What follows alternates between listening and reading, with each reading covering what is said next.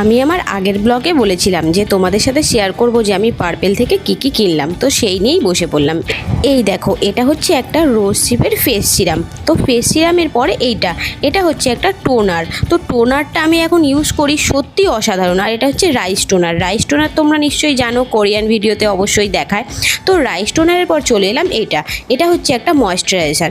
আমি সাধারণত লোটাসের moisturiser use করি, কিন্তু ওখান থেকে সাজেস্ট করলো যে আমার যেহেতু ড্রাই স্কিন, তো সেই জন্যে এই ময়েশ্চারাইজারটা খুব উপকারী।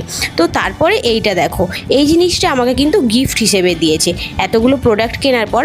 আর এটা হচ্ছে আমার সবথেকে ফেভারিট কালার, সেটা হচ্ছে এই দেখো কালারটা দেখাচ্ছি।